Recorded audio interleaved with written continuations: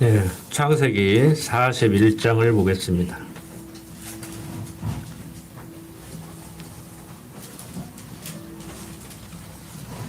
창세기 41장 1절부터 8절까지를 제가 읽도록 하겠습니다.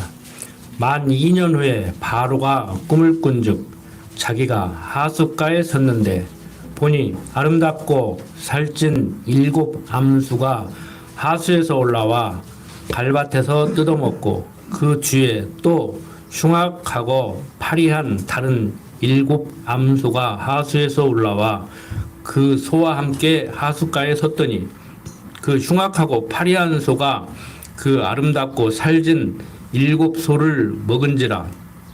바로가 곧 깨었다가 다시 잠이 들어 꿈을 꾸니 한 줄기에 무성하고 충실한 7 이삭이 나오고 그 후에 또 세약하고 동풍에 마른 7 이삭이 나오더니 그 세약한 7 이삭이 무성하고 충실한 7 이삭을 삼킨지라.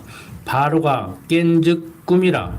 아침에 그 마음이 번민하여 보내어 애굽의 술객과 박사를 모두 불러 그들에게 그 꿈을 고하였으나 그것을 바로에게 해석하는 자가 없었더라. 자, 요셉은 감옥에 갇혔죠. 감옥에 갇혀 있는 동안에 술 맡은 관원과 떡 맡은 관원이 같이 감옥에 갇혔었는데 요셉이 그들의 꿈을 해몽해 준 대로 떡 맡은 관원은 처형당하고 술 맡은 관원은 살아남게 됐습니다. 그 술 맡은 관원에게 나가면은 내가 억울하게 지금 옥살이 하고 있다고 바로에게 얘기를 해달라고 했는데 술 맡은 관원은 까맣게 잊고 있었습니다. 이제 2년 지난 후에 바로가 방금 읽은 8절까지 내용의 이러한 꿈을 꾼 거예요. 9절 보니까 술 맡은 관원이 바로에게 고하여 가로되 내가 오늘날 나의 허물을 추억하나이다. 그러니까 바로가 꾼 꿈을 아무도 해석해 주지 못하는데 그 소식을 듣고 술 맡은 관원이 옥에 갇혔을 때 요셉이 꿈 해몽을 해준 일이 이제 떠오른 것이죠. 그래서 바로께서 종들에게 놓아사 나와 떡 굽는 관원장을 시위대장의 집에 가두셨을 때 나와 그가 하룻밤에 꿈을 꾼즉 각기 징조가 있는 꿈이라. 그곳에 시위대장의 종된 히브리 소년이 우리와 함께 있기로 우리가 그에게 고하매 그가 우리 꿈을 풀되 그 꿈대로 각인에게 해석하더니 그 해석한 대로 되어 나는 복직하고 그는 매어 달렸나이다 라고 바로에게 얘기를 했습니다. 14절 이에 바로가 보내어 요셉을 부르매 그들이 급히 그를 옥에서 낸지라. 요셉이 곧 수염을 깎고 그 옷을 갈아입고 바로에게 들어오니 바로가 요셉에게 이르되 내가 한 꿈을 꾸었으나 그것을 해석하는 자가 없더니 들은즉 너는 꿈을 들으면 능히 푼다더라. 요셉이 바로에게 대답하여 가로되 이는 내게 있는 것이 아니라 하나님이 바로에게 평안한 대답을 하시리이다. 그러니까 요셉이 내가 꿈 해몽을 잘합니다. 내가 누군 줄 아십니까? 뭐 이렇게 얘기를 한 것이 아니라 내가 꿈 해몽을 그렇게 잘 할 수 있은 것은 내 능력이 아니라 하나님께서 나로 하여금 그렇게 하게 한 것이라는 것이죠. 인간적인 겸손함이 아니고 이게 올바른 성경적 기독교 신관에 의한 해석이라고 할 수 있습니다. 그 미신적인 것이 아니고 이게 미신과 우리 어떤 영적 그 사고가 좀 혼동되기 쉬운데 여러분들 이 꿈이라는 것은 평상시에 뭐 자기가 생각했던 것이 이제 꿈을 통해서 이렇게 보여준다든지 아니면 우리가 영물이기 때문에 뭐 지금도 그렇다고 저는 생각하고 있어요. 물론 성경 계시는 아니지만 하나님께서 나에게 마음을 줘서 그런 생각을 하게 하는 것이죠. 뭐 두려움을 갖게 한다든지 미리 조심을 하게 한다든지. 그러니까 하나님의 그 섭리를 제대로 이해하지 못하면은 꿈에 매여서 두려워한다든지 뭐 점을 보러 간다든지 뭐 미래를 예언하는 사람을 찾아가서 좀 자기 미래를 이렇게 알려달라고 한다든지 이런 게 좀 혼란스러울 수가 있어요. 어떤 때는 구별하기가 참 힘들어요. 정확하게 정리를 못하면은. 다시 말씀을 드리지만 미신적인 것이 아니고 무슨 일을 하는데 왠지 불안하고 왠지 개운치 않고 이것은 하면 뭔 일이 일어날 것 같고 그러면은 그거 하지 말아야 돼요. 안 해야 돼. 그런데 누가 뭐라해도 막 소원이 부르듯이 일어난다. 막 그러면은 그거 누가 말릴 겁니까? 누가 말려서 지금 말릴 수 있는 문제가 아니잖아요. 말리고 말고 할 것이 아니잖아요. 그러니까 우리가 자녀들을 이렇게 바라볼 때도 뭐 배우자를 바라볼 때도 이렇게 교인 목사가 교인들을 바라볼 때도 저건 말려서 될 일이 아니다. 그럼 빨리 포기하고 저건 막 머리가 두 쪽 나도 막 안 될 때 안 들망정 막 너 죽고 나 죽고 한번 막 해봐야겠다. 그 마음이 용서숨 치면은 그걸 또 누가 말리냐고. 그러니까 하고 싶은 대로 하시라고. 목사님 이런 때는 어떻게 해야 됩니까? 그러는데 성령 하나님께서 사단을 시켜서 잡아 돌리면 엉뚱한 짓 할 것이고 성령께서 역사해서 나를 좋은 쪽으로 잡아 돌리면 좋은 쪽으로 움직일 것이고 그러니까 악인도 악한 날에 사용하는 것 같이 나에게 악심을 불러일으키면은 막 악한 행동을 보일 것이고, 그러니까 선심을 불러일으키면은 또 선한 행동을 보일 거란 말이에요. 이게 참 쉽지가 않죠, 이게. 교회 안에서 이런 일이 일어나면은 뭐 세상에서는 어쩌고 저쩌고 해도 교회 안에서만큼이라도 그냥 천국에 대한 모형이니까 좋은 일만 일어나면 얼마나 좋겠습니까? 그러니까 서울에 있는 뭐 수만 명 모이는 큰 교회 장로가 그랬다고 들으니까 교회가 천국에 대한 모형이라니까 천국이 이렇다면 난 천국 안 갈란다고 그랬다고 하더라고. 근데 천국은 그렇지는 아니에요. 모형이잖아요, 모형. 여기서 완벽하게 우리가 천국을 재현할 수는 없단 말이에요. 이제 그 문제는 이제 수요일 날 저녁에 집중적으로 목사님이 강론을 하시니까 빌립보를 통해서 좀 더 정리를 하시도록 하고 좌우지간 여러분들 다시 한번 이렇게 정리를 해야 될 것은 이제 조금 이제 격까지 나간 얘기인데 교회라는 것은요 원래 참 별의별 사람들 뭐 학력 다르고 뭐 직업 다르고 생긴 거 다르고 뭐 다 다른 분들이 모여서 막 지지고 볶고 하는 거예요. 그래서 인간 냄새 풍기고 사는 것은 지옥이구나. 그리스도가 머리가 되고 그 성도된 삶으로 이렇게 변화되어 가야 살만 나고 재미를 느끼고 그런 것이구나. 그걸 연습하는 곳이다. 이렇게 생각해야 돼요. 이게 또 잘못 들으면은 교회는 그런 곳이라고 알았어. 뭐 교회는 그런 곳이지 뭐 그러고 또 막 그렇게 아무렇게나 살으려고 하시지 말고 그건 아니라는 것을 알게 하려고 공부를 시키는 곳이다. 그 얘기를 저는 지금 드리는 겁니다.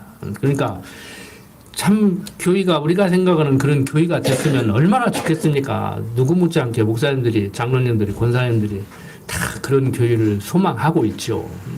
우리가 어떻게 버는 돈인데 연보해 가면서 이 귀중한 시간에 지금 뭐 연휴라고 어제 내려오는데 난리도 아니더라고. 그냥 차가 밀려가지고 방송 보셔서 알겠지만 이 귀중한 연휴 때 주일날 모여서 이렇게 또 시간을 보내고 이러는데 여기서 지지고 볶고 막 질투하고 시기하고 막 증오하고 산다고 하면은 재미없잖아요.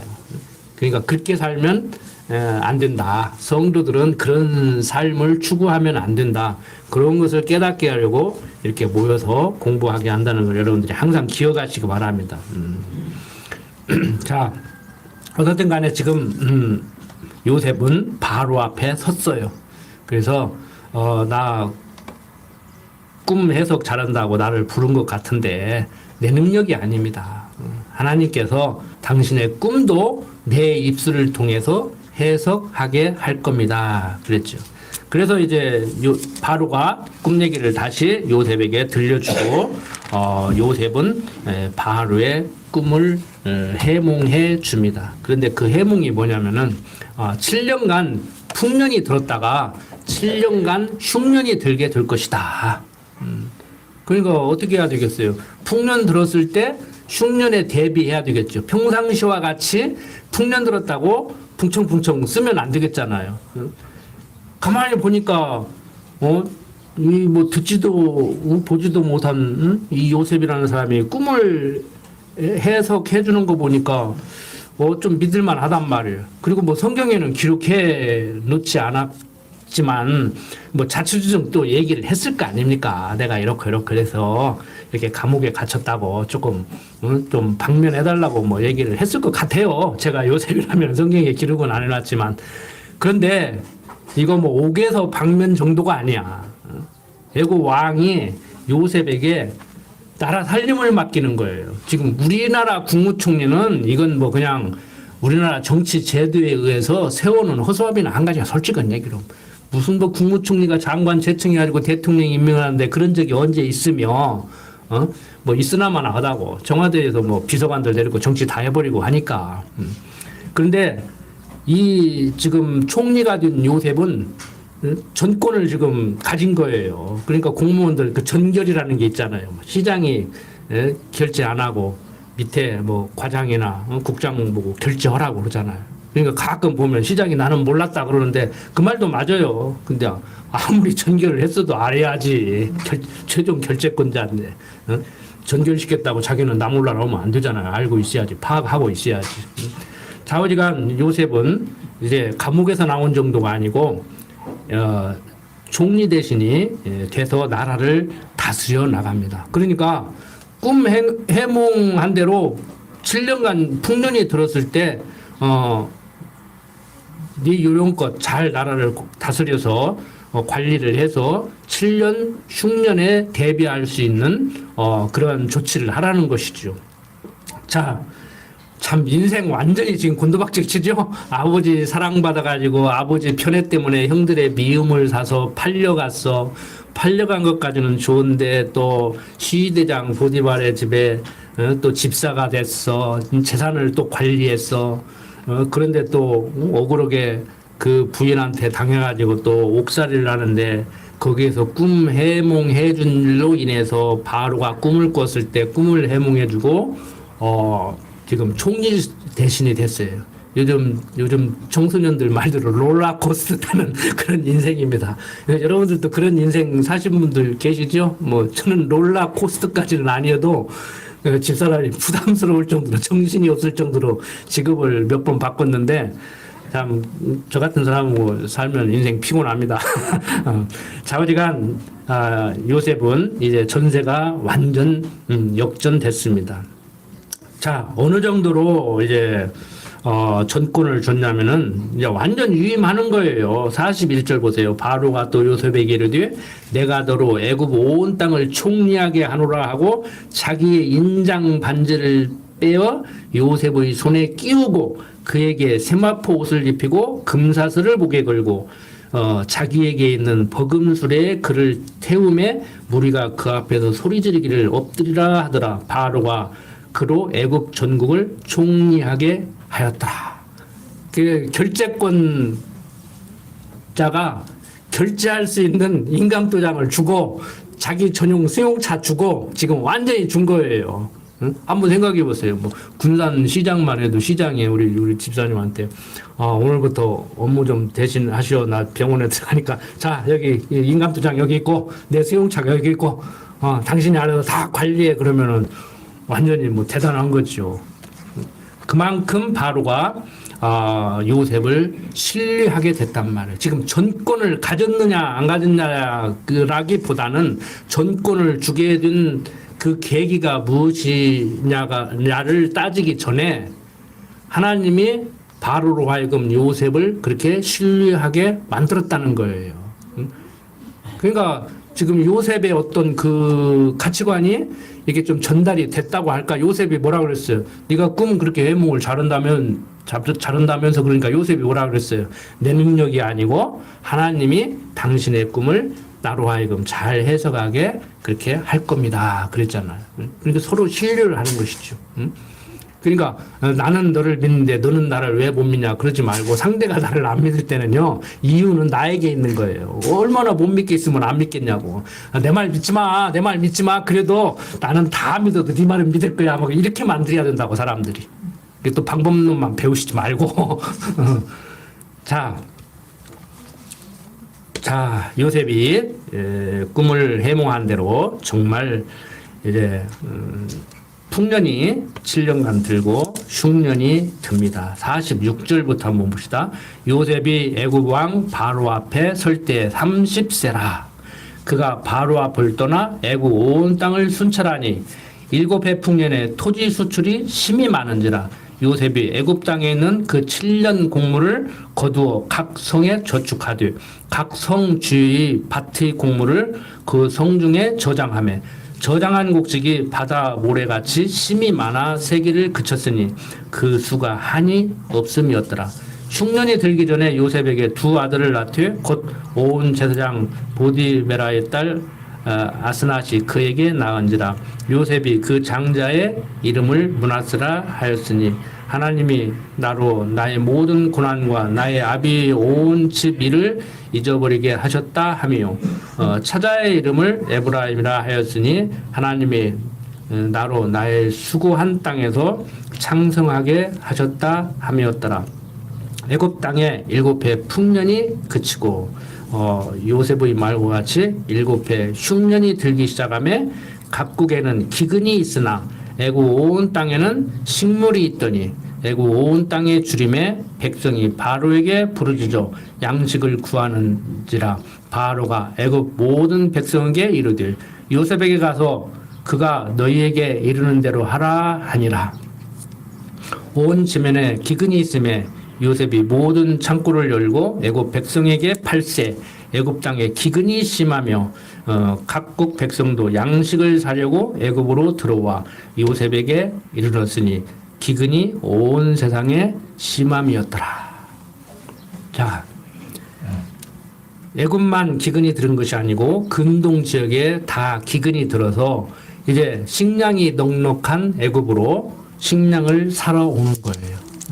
지금 뭐 러시아가 우크라이나 공격을 하는데 우리하고 뭔 상관이 있어요. 얼마나 멀리 떨어져 있는데. 근데 지금 우리 막 기름값 올라오르잖아요. 그것과 같이 옛날이나 지금이나 혼자만 살아갈 수 없단 말이에요. 다 연결이 돼 있기 때문에. 그래서 여기는 뭐 직접적으로 근동 지역이 전부 기근이 들어서 애굽 아니면 이제 살 수 없는. 그러니까 이 요셉은 사실 그리스도에 대한 모형이거든요. 보세요.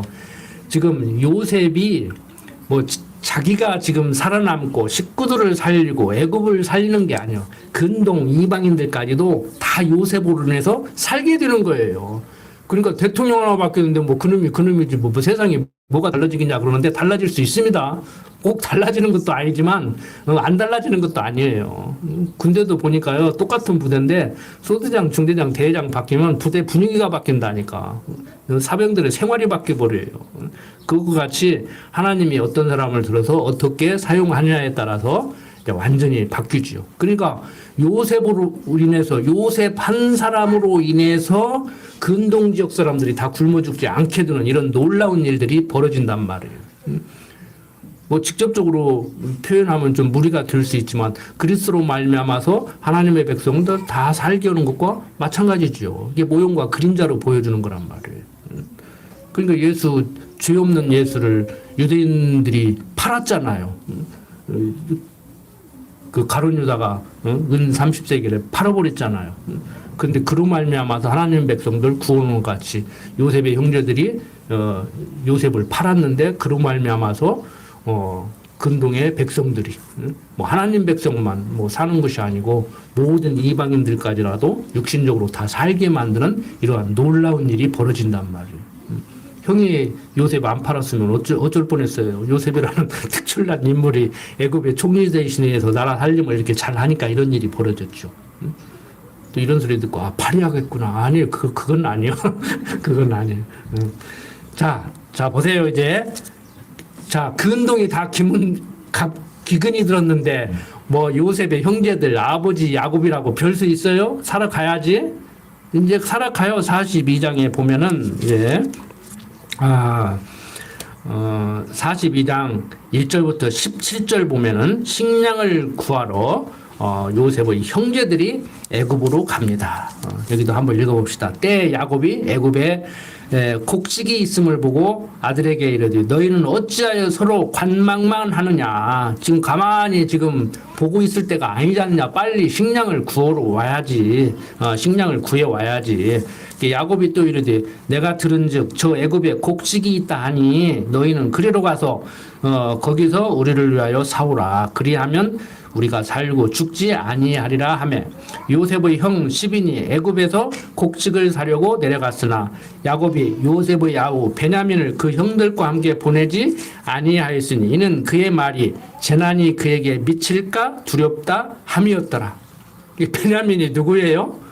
라헬이 낳은 두 번째 아들. 그러니까 끔찍이도 사랑하는 라헬은 이미 세상 떠났잖아요.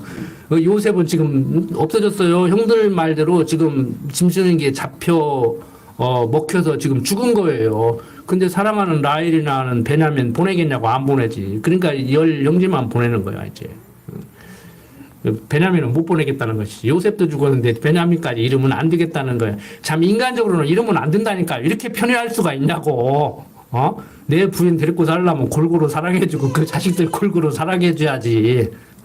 근데 우리 하나님도 그러죠. 알미니안주의자들이 그래서 칼빈주의자들을 싫어하는데 모든 세상 사람 당신이 지어놨으면 다 구원시켜야지. 왜 모든 세상 사람 지어놓고 누구는 택하고 누구는 버려놓고 누구는 구원하고 누구는 구원 안 하고. 이런 소리를 들으면 여러분들만큼은 할렐루야 아멘 그래야 되는데 제가 이런 얘기를 하니까 어떤 교회도 권사님이 막 택한 백성만 구원받는다고 하더라고 막 그러면서 씩씩거리더라고. 그럴 필요 뭐 있어. 응? 아이 우리 목사님 그러는데 성경을 보니까 모든 사람 다 구원시키고 싶은데 안 믿어서 구원 못 받는 줄 알고 그렇게 생활해 왔는데 성경을 제대로 배워보니까 택한 백성만 구원받는데 예수 믿어야 구원받는다고 하더라. 나는 네가 택한 백성이라고 지금 생각하는데 너도 예수 믿으라 구해야 그래야 구원받아. 가서 이렇게 얘기해야지. 다른 분도 아니고 예배당에 앉아서 제 강론을 들은 그 권사님이 막 택한 백성만 막 구원받는다고 한다고 씩씩거리고 되겠냐고. 참 감사하구나. 나를 택했다니. 그래서 내가 예배당에 가서 앉아있고 강론을 듣는구나. 내가 이것 때문에 살지. 이렇게 생각해야 정상이에요. 뭐 그 교회만 잘 가르치나? 택한 백성만 구원받나? 우리 뭐 반이철 목사님만 설교 잘하나? 이렇게 생각하면 안 된다고. 여러분들 성경은 분명하고도 확실하게 말하고 있어요. 예수님께서도 말씀하셨어요. 내게 준 백성을 구원하러 내가 왔다고. 나에게 준 백성. 하나님께서 나에게 준 백성이 아니면 그 사람을 위해서 내가 십자가에 죽은 게 아니라는 거예요. 나에게 준 백성, 택한 백성. 그래서 칼빈주의자들은 작정과 예정을 얘기하는 거예요. 그래서 신학적으로 이중 예정을 얘기하는 거예요. 선택과 유기. 택한 자가 있고 버린 자가 있다. 우리는 택한 자잖아요. 아직도 여러분들 나는 택했을까 버렸을까 고민하십니까? 택했으니까 여기 와서 앉아있지. 속된 말로 못 먹을 거 있다고 여기 와서 앉아있어. 교회 오면 돈 내라고 쌓고 예배당 집착이 쌓고 봉사하라고 귀찮게 죽겠는데. 안 그래요? 그런데 여러분들은 그걸 마다하지 않고 어떻게 버는 돈인데 연복계에 돈을 넣고 봉사를 하고 예배당 집착하고 마음을 모으고 있고 오면 즐겁고 그러단 말이에요. 그 세상 사람들은 바보지. 목사한테 센이 돼가지고 콧겨서 사는 것 같이 보이지. 그러니까 막 목사들 욕한다고. 그래도 되겠냐고. 자, 여러분들. 성경은 하나님 백성, 하나님이 보호하심을 지금 얘기해주고 있는 그 얘기를 하는 지금 그런 얘기를 이러한 방식으로 얘기를 해주고 있단 말이에요. 요셉의 얘기에 요셉의 일생에 너무 초점을 맞추면 안 돼요. 제가 지금 요셉의 얘기를 하고 있지만 지금 하나님이 당신이 여호와심을 말씀하시는 한 방법이라고. 여러분들도 자녀들에게 내가 네 아버지다 말하는 그 방법이 있죠. 나는 네 아버지야 알아? 내가 너 어떻게 먹인 줄 알아? 나 늙으면 너 나 봉양해. 그 유교적인 거 아주 유치한 거예요. 아주 초보적인 거라고. 그런 말 할 필요 없어. 아니, 아들로 하여금 내가 아버지인 것을 인식을 시켜주면 되잖아요. 아프면 병원 데리고 가고, 배고프면 먹을 것 주고, 옷없으면 옷 입히고, 못된 짓 하면 좀 나무라주고, 잘하면 칭찬하고, 그러면, 아, 우리 아버지 맞구나. 옆집 아저씨는 나하고 아무 상관없으니까 얘기 안 쳐나요. 그러면 아들이, 아, 우리 아버지가 나를 이렇게 했지. 그러면 나중에 늙어서 힘없으면 알아서 올 거 아니오. 알아서. 그걸 말로 오냐고, 치사하게. 나는 네 아버지다 얘기해야 알아듣냐고. 그러니까, 그렇게 유치하고 치사하게 말씀할 것이 아니고, 그 사랑이라는 거잖아요. 내가 아버지임을 자식이 나를 아버지로 인식하게 그렇게 말을 하면은, 그걸 내 말하고 그래요. 이렇게 나는 네 아버지다 이렇게 말한 건 내 말하고 그래요. 근데 본체는 영원한 하나님 로고스이신 그분이 우리들에게 말하는 것은 가끔 하나님도 나는 여호와로라 말씀하지요. 누가 보냈다고 할까요? 하나님 여호와가 보냈다고 해라. 모세에게 그런 얘기를 해요. 가끔 하나님도 말씀을 하시기는 하시지만 그것은 가끔 한번 하는 거고 우리도 그렇게 하잖아요. 내가 네 아버지잖아. 응? 내가 너를 가장 사랑하잖아. 내 말 들어. 아직은 이해가 안 돼도 크면 이해가 될 거야. 답답하면 너도 꼭 너 같은 자식 낳아서 키워봐. 그러면 그때는 이해할 거야. 맞아요. 그때 가야 이해해 사실. 응? 그러니까 하나님도 이렇게 지금 말씀을 하신단 말이에요. 나는 여호와로다. 그러니까 요셉의 얘기를 통해서 우리는 뭘 알아야 돼요? 하나님은 여호와구나. 하나님은 우리 아버지구나. 하나님이 우리를 돌보시는구나. 이걸 알아야 된단 말이에요. 이걸 드려야 돼요. 이걸 드려야. 자, 이제 요셉의 형제들이 아버지의 말씀을 따라서 이제 내려갔습니다. 자, 3절. 다시 한번 봅니다. 요셉의 형 시빈이 애굽에서 곡식을 사려고 내려갔으나 야곱이 요셉의 아우 베냐민을 그 형들과 함께 보내지 아니하였으니 이는 그의 말이 재난이 그에게 미칠까 두렵다 함이었더라.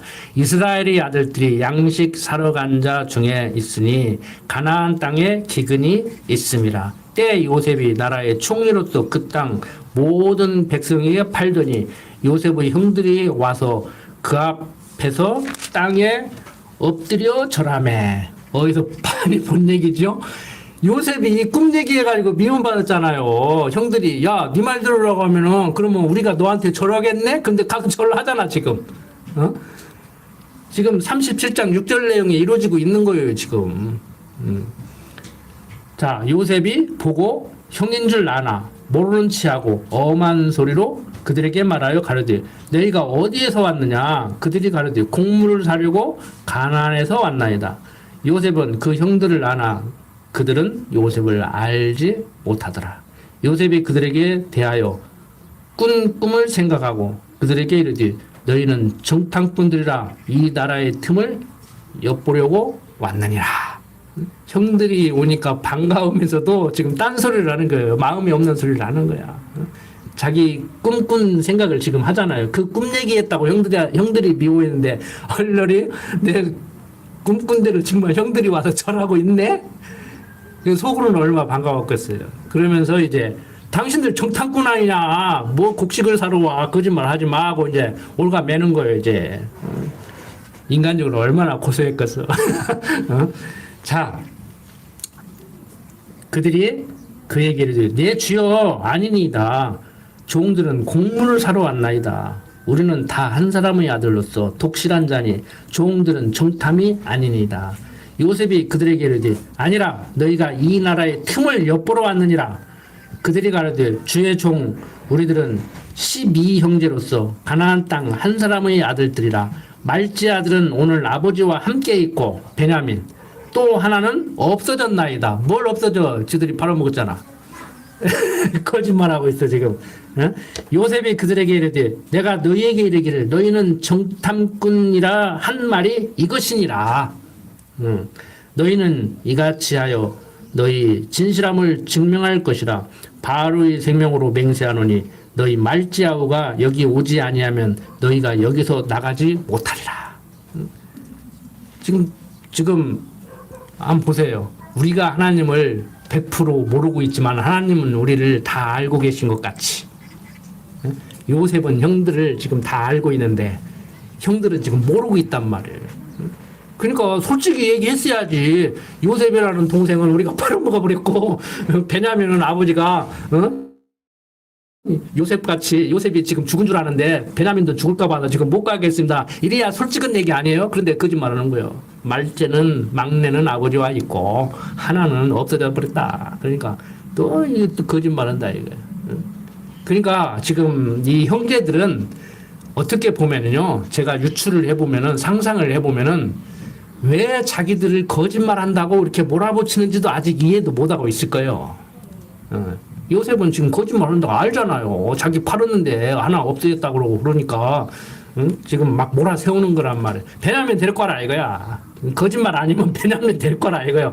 그 동복 막내 얼마나 보고 싶겠어. 형들만 와가지고 자기 팔아먹은 형들만 와가지고 곡식 사러 왔다 가니까 미웃기도 하고 반갑기도 하고 있겠지. 베냐민 될 거라 이거야.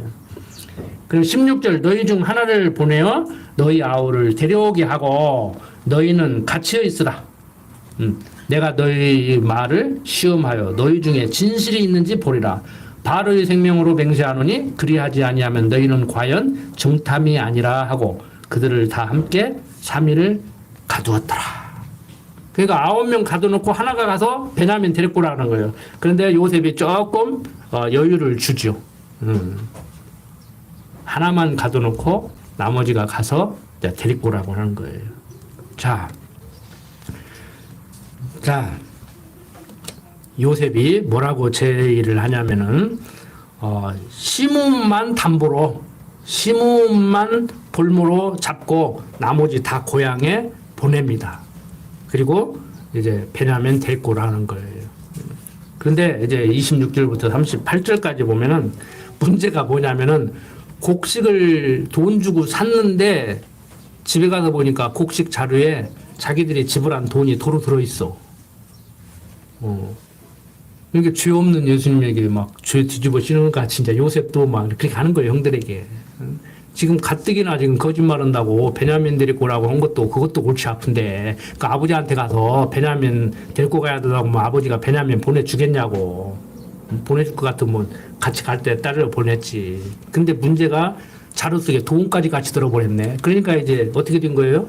이제 도둑놈 아닌 도둑놈이 돼버린 거예요, 이제. 돈은 아니게.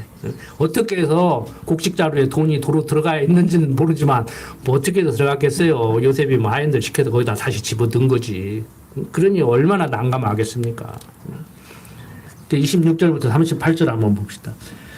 그들이 곡식을 나귀에 싣고 그곳을 떠났더니 한 사람이 객점에서 나귀에게 먹이를 주려고 자루를 풀고 본즉 그 돈이 자루 아구에 있는지라.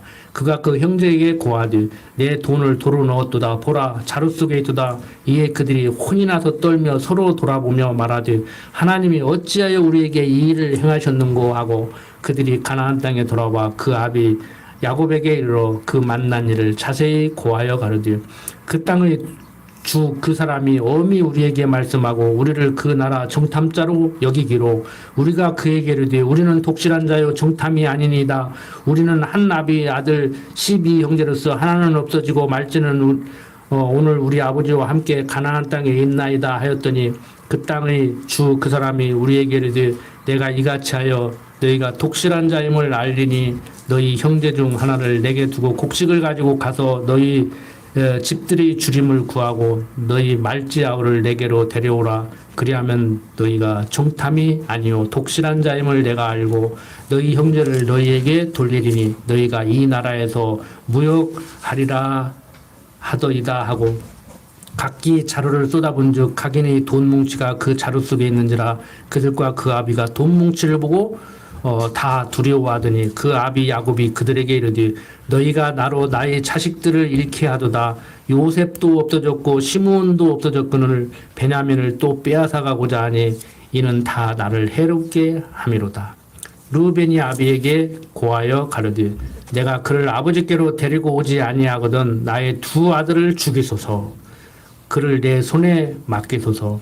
내가 그를 아버지께로 데리고 돌아오리이다. 그러니까 이 생각이 한번 잘못되면은요, 아버지한테 겨우 한다 소리가 내가 제대로 안 돌아오면은 시므온 안 데리고 오고 베냐민 다시 데리고 갔다가 안 데리고 오면은 자기 아들 죽이라는 거요. 아니 아들은 때려서 길러도 손자는 그냥 애지중지 애끼는데 손자를 죽이라고 그러는데 이게 말이요 뭐요? 이게 이러면 안 되죠. 그러니까 자기 딴에는 아버지에게 확신을 심어주려고 하는 말마다 이렇게 이렇게 아버지를 또 이렇게 막 마음 아프게 하는 거예요. 이렇게. 여러분들 말할 줄 모르면 하지 마세요. 괜히 어설프게 말하다가 괜히 위로한다고 상처 주고 이렇게 칭찬한다고 그냥 사람 화나게 나고 그래요. 그냥 가만히 이 말주변 없으면 가만히 지켜보고 있는 게 낫다고 그냥 빙긋이 한번 웃어주는 게 낫다고. 어설프게 말주변 없는 사람 말 잘못하면 괜히 사람 상처만 준다고. 지금 루벤이 자기 딴에는 아버지를 안심시키고 이렇게 하려고 했는데 그냥 아버지 속 뒤집어지는 소리만 지금 하고 있는 거예요, 지금. 자, 38절 보세요. 야곱이 가로되 내 아들은 너희와 함께 내려가지 못하리니 그의 형은 죽고 그만 남았습니다. 만일 너희 행하는 길에서 재난이 그 몸에 미치면 너희가 나의 흰머리로 슬피 음부로 내려가게 함이 되리라. 나는 얼마나 더 괴롭게 하려고 기어 베냐민 데리고 간다고 그러냐. 말도 안 되는 소리 하지 마라. 루벤 다시 안 데리고 네 아들 둘 죽이라고 그건 또 말이라고 하고 있냐 이놈아. 이거 하고 지금 속 뒤집어질 일이란 말이에요 지금. 자, 보내야 돼요 안 보내야 돼요? 안 보내면 굶어 죽어. 곡식 못 싸우면은. 그럼 보내면 이제 베냐민도 잘못하면 잊어버리게 생겼네. 정탐꾼으로 지금 오해받고 있다는데. 그리고 또 형들이 또 야곱이 대충 눈치채고 있겠지. 형들이 얼마나 미워하겠어요. 라헬의 두 자식 요셉과 베냐민을 사랑하니까. 그게 못 믿는 거예요. 다른 자식들 못 믿는 거예요, 인간적으로. 야곱이 얼마나 약삭빠른 사람인데 머리가 팍팍 돌아가는 사람이잖아요. 자, 43절 보세요. 그 땅에 기근이 심하고 그들이 애굽에서 가져온 곡식을 다 먹으며 그 아비가 그들에게 이르되 다시 가서 우리를 위하여 양식을 조금 사라.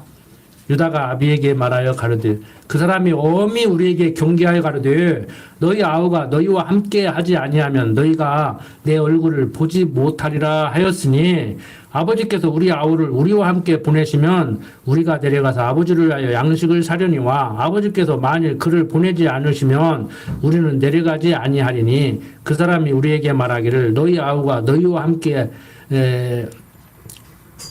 하지 아니하면 너희가 내 얼굴을 보지 못하리라 하였음이니라. 이스라엘이 가로되 야곱입니다. 너희가 어찌하여 너희에게 오히려 아우가 있다고 그 사람에게 고하여 나를 해롭게 하였느냐. 뭐를 괜히 묻지도 않는 얘기 미주알 고주알 가서 얘기해가지고 지금 나를 괴롭게 해. 이게 지금 골치 아픈 상황이 벌어진 거예요. 안 가면 굶어 죽어. 안 데리고 가면 정탐꾼으로 이제 완전히 낙인 찍혀버리는 거예요. 시므온은 볼모로 잡혀 있어. 이거 어떨 거야? 가면 자기들도 잡히는데. 그러니까 아버지가 이제 곡식 떨어지니까 가서 곡식 좀 더 사오라 그러니까 우리는 못 갑니다. 지금 상황이 이렇게 됐는데 어떻게 베냐민을 안 데리고 갈 수 있단 말입니까? 못 갑니다. 그러니까 야곱도 참 죽겠죠. 왜 나를 이렇게 고통스럽게 만드냐 이놈들아. 필요 없는 얘기 가서 묻지도 않은 얘기 해가지고 베냐민 뭐하러 베냐민 있다고 얘기했어. 자 7절 그들이 가로되 그 사람이 우리와 우리 친족에 대해 자세히 실문하여 이르기를 너희 아버지가 그저 살았느냐 너희에게 아우가 있느냐 하기로 그 말을 조조히 그에게 대답한 것이라. 그가 너희 아우를 데리고 내려오라 할 줄을 우리가 어찌 알았으니까. 그냥 미주알 고주알 이거 어쩌고 묻다 보니까 묻는데 대답하다 보니까 그냥 얼떨결에 베냐민 있다고 한 것이지. 나는 아버지가 염려하는 대로 그럴 줄 알고 얘기했습니까.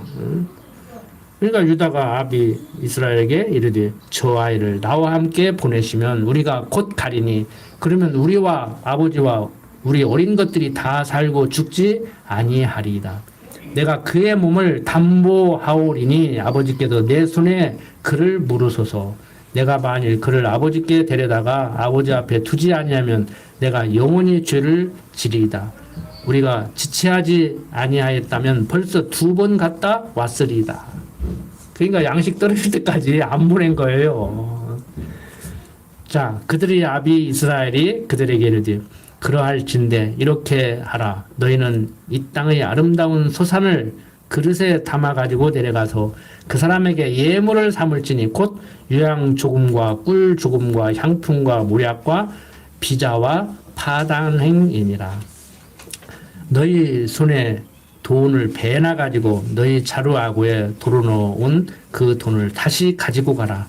혹 차작이 있었을까 두렵더라. 좀 착각이 있어서 뭔가 일을 잘못 처리해서 곡식자루에 돈이 더 들어갔을 수 있으니까 선물도 갖고 가고 옛날에 곡식값 도로 갖고 가고 그렇게 하라는 거예요. 이 야곱이 머리 빡빡 돌아가는 사람이잖아요. 에서 만날 때도 얼마나 장교 부렸어요. 그러니까 살궁리를 하는 거예요. 그렇다면 너희들 말대로 베냐민을 안 보낼 수 없어서 내가 보내기는 하는데 이렇게 좀 머리를 쓰라는 것이죠. 이제. 자 13절 내 아우도 데리고 떠나 다시 그 사람에게로 가라. 자 저는 여기다 줄쳐놨어요. 전능하신 하나님께서 그 사람 앞에서 너희에게 은혜를 베푸사 그 사람으로 너희 다른 형제와 베냐민을 돌려 보내게 하시기를 원하노라. 내가 자식을 잃게 되면 잃으리라. 이게 바로 죽으면 죽으리라예요. 앞에 딱 잘라버리고 죽으면 죽으리라고 막 참 속된 말로 무대포로 나가는 거 그게 아니에요. 하나님의 약속의 근거에서 야곱이 이렇게 장교를 부르다가도 정신 차릴 때 마지막에 예? 이렇게 하나님이 몰아가면은 이제 올바른 가치관으로 정리를 한다니까요. 우리도 그러죠. 평상시 잘 풀릴 때는요, 하나님이 저부터도 잊어버려요. 그러다가 하다가 도저히 이제 불가능은 없다가 아니라 가능은 전혀 없다. 절망에 빠졌을 때 이제 정리를 그렇게 할 수밖에 없잖아요. 우리 기독교인들은. 그렇게 하지 말라고 해도 그렇게 하게 돼 있다니까. 할래야 할 수가 없는데 천부의 의지 없어서 손들고 갈 수밖에 없잖아요. 뭐 천부의 의지 없어서 손들고 가야 해결되는 게 아니라 하다가 안 되면 항복할 수밖에 없잖아. 미리 했으면 얼마나 좋겠어요. 그런데 이게 안 된다니까 우리도. 하다가 이게 믿음이 좋아서 우리가 막 믿음 좋은 사람 같이 하는 것이 아니고 정말 알고 보면은요. 믿음이 다 바닥이 났어. 그러니까 믿음이 없어서 믿는 구석이 없으니까 어쩔 수 없이 하나님 앞에 가서 주여 어찌하오리까. 뭘 어찌해 임마. 가만히 있어. 내가 하는 일을 보라고 안 트냐. 네 인생길 예비해놓고 내가 함께하면서 인도한다고 하는데 너 지금까지 뭐하다가 와가지고 이제 왔냐. 지금이라도 잘 왔다. 오케이 이러와. 그게 하나님의 음성이란 말이에요. 뭘 하지 마라 해라가 아니고 우리들의 인간의 속성이 그런다고. 그걸 하나님이 너무 잘 아시기 때문에 하나님의 택한 백성 이 땅에 태어나게 해서 7, 80년간 가르친다고 그랬잖아요. 자 15절 그 사람들이 그 예물을 취하고 갑절 돈을 자기들이 손에 가지고 베냐민을 데리고 애굽에서 내려가서 요셉의 앞에 서니라. 요셉이 베냐민이 그들과 함께 있음을 보고 그 청지에게 이르되 이 사람들을 집으로 인도해 드리고 짐승을 잡고 준비하라. 이 사람들이 오정에 나와 함께 먹을 것이니라. 그 사람이 요셉의 명대로 하여 그 사람들을 요셉의 집으로 인도하니 그 사람들이 요셉의 집으로 인도되며 두려워하여 이르되 전일 우리 자루에 놓여 있던 돈의 일로 우리가 끌려들다. 이는 우리를 억류하고 달려들어 우리를 잡아 노예를 삼고 우리 나귀를 빼앗으려 함이로다 하고 그들이 요셉의 청지기에게 가까이 나아가 그 집 문 앞에서 그에게 고하여 가로되 내 주여 우리가 전일에 내려와서 양식을 사가지고 객점에 이르러 자루를 풀어본즉 각인의 돈이 분수대로 자루 아구에 있기로 우리가 도로 가져왔고 양식 살 다른 돈도 우리가 가지고 내려왔나이다. 우리의 돈을 우리 자루에 넣은 자는 누구인지 우리가 알지 못하나이다. 그가 이르되 너희는 안심하라 두려워 말라. 너희 하나님 너희 아버지 하나님이 재물을 너희 자루에 넣어 너희에게 주신 것이니라. 너희 돈은 내가 이미 받았느니라 하고 시몬을 그들에게로 이끌어내고 그들을 요셉의 집으로 인도하고 물을 주어 발을 씻게 하며 그 나귀에게 먹이를 주더라. 그들이 여기서 먹겠다 함을 들음으로 예물을 정돈하고 요셉이 오정에 오기를 기다리더니 요셉이 집으로 오매 그들이 그 집으로 들어가서 그 예물을 그에게 드리고 땅에 엎드려 절하니 요셉이 그들의 안부를 물으며 가르되 너희 아버지 너희가 말하던 그 노인이 안녕하시냐 지금까지 생존하셨느냐 그들이 대답하되 주의 종 우리의 아비가 평안하고 지금까지 생존하였나이다 하고 머리 숙여 절하더라. 요셉이 눈을 들어 자기 어머니의 아들 자기 동생 베냐민을 보고 가르되 너희가 내게 말하던 너희 작은 동생이냐 작은 동생이 이냐 그가 또 가르되 소자여 하나님이 내게 은혜 베푸시기를 원하노라. 요셉이 아우를 인하여 마음이 타는 듯함으로 급히 울 곳을 찾아 안방으로 들어가서 울고 얼굴을 씻고 나와서 그 정을 억제하고 음식을 차리라 하며 그들이 요셉에게 따로 하고 그 형제들에게 따로 하고 배식하는 애굽 사람에게도 따로 하니 애굽 사람은 히브리 사람과 같이 먹으면 부정을 입음이었더라. 그들이 요셉의 앞에 앉되 그 장유의 차세대로 앉히운 바 되니 그들이 서로 이상히 여겼더라. 참 이상하죠. 어? 차서대로 나이 순대로 쫙 앉히니 이거 이상하게 생각했을 거 아닙니까? 도대체 이 요셉이라는 사람이 뭐야 이거? 요셉이 자기 식물로 그들에게 주되 베냐민에게는 다른 사람보다 5배나 주매 그들이 마시며 요셉과 함께 즐거워하였더라. 자, 여러분들 교회 강대상에서까지라도 영어로 말하면 죄송합니다. Boys be ambitious. 청소년이 야망을 가져라. 야망을 크게 가져야 성공한다.